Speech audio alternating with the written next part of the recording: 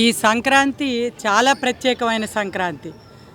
ఎందుకంటే సూర్యుడు రాశిలోకి ప్రవేశించడమే కాదు, ఆంధ్ర రాష్ట్రం కూడా ఈ రోజున ఒక నియంతృత్వ పోకడలున్న 4.5 సంవత్సరాల జగన్మోహన్ రెడ్డి గారి ప్రభుత్వం ఈ రాశిలో నుంచి మనం సరి అయిన సంక్షేమం అనే ఒక రాశిలోకి ఇవాళ ప్రవేశించబోతా ఉన్నాం.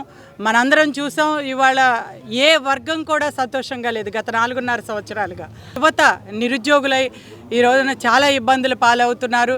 ఒకవైపున మనకు అడ్రస్ అనేది లేకుండా ఈ ఆంధ్ర రాష్ట్రం కునారిల్లిపోయింది. మరి అదేవిధంగా ఎటు చూసినా కూడా అటు అంగన్వాడీలు తమ డిమాండ్లతో రోడ్ల మీదకి రావటం, మరి తల్లుల్లాంటి వాళ్ళని పట్టించుకునే పరిస్థితే ఈ రోజున లేదు.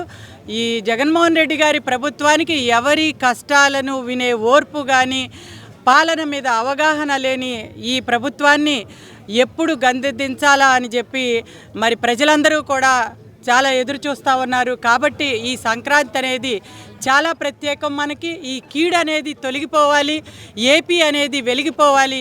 అటు మరి జనసేన తెలుగుదేశం ఒక సంకీర్ణ ప్రభుత్వంతో రాబోయే రోజుల్లో ఒక చక్కటి మరి మేనిఫెస్టోతో అటు సంక్షేమాన్ని ఇటు అభివృద్ధిని అందిస్తూ ఈ ఆంధ్ర రాష్ట్రాన్ని మళ్ళీ ప్రపంచ పటంలోకి నిలబెట్టడానికి అటు మరి మన చంద్రబాబు నాయుడు గారు, పవన్ కళ్యాణ్ గారు ఈ రోజున ఎదురు చూస్తూ ఉన్నారు. ప్రజలందరూ కూడా ఎప్పుడెప్పుడు అని ఎదురు చూసే ఒక ఈ సంక్రాంతి మనకు రానే వచ్చింది.